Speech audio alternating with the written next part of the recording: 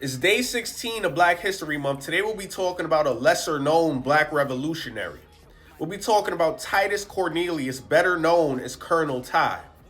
Now, he was born enslaved in 1753 in New Jersey. Let's fast forward about 22 years into Cornelius's life. This is when the Revolutionary War is taking place. The Brits versus the Patriots. The Patriots versus the Red Jackets, right? Now, at this time, the Patriots are fighting for freedom and justice for all, except for black people, right? Except for the slaves. So the Brits was like, how can we get somebody on the inside? I know, we can promise some slaves, hey, yo, you come fight for us, you granted your freedom. Like, if you could get out and come fight for us, you granted your freedom, right? Now, Titus was supposed to be freed a year prior, right? He was promised that when he turned 21, he would be freed. But his slave master, his plantation owner, was like, nah, I think I'll keep you, right? So, a year later, he escaped. You feel me? And he joined something called the Ethiopian Regiment. And he started fighting with the other escaped slaves like the British asked for. Now, the Ethiopian Regiment only lasted about a year. But Titus was making a name for himself. I mean, he had people scared out there.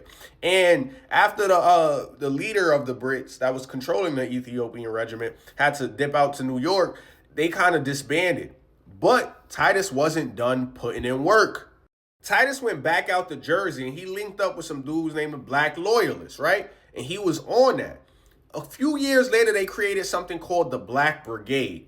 And that's when he started really putting in a lot of work, right? So the Black Brigade would catch patriots lacking in the middle of the night, kidnap them. They would get rid of the slave owners and plantation owners, pack them up, free slaves, and steal all their work. I mean, there was times Titus was walking out with 80 cattle, 50 sheep, just moving like how he want to move. And the craziest part about it is they ran so many missions and they rarely ever lost a man. I mean, they were efficient. They had the state of Jersey so scared that martial law was ordered. That's how scared they was of Titus, man. And he ran it for 3 years. They was putting in major work, catching patriots left and right. I mean, they tried to start a militia against them, but few people showed up because they were scared of what Titus could do to them. And they don't teach you about this in school, gang. I'm not going to lie to you. Know your history. But by the third year, when Titus was 27 years old, one of the raids turned into a shootout where he got the best of the guy, but he got shot in his wrist, and the wound ended up getting infected, and Titus lost his life at the age of 27, and the Black Brigade ended up disbanding. But he's still a legend in our hearts.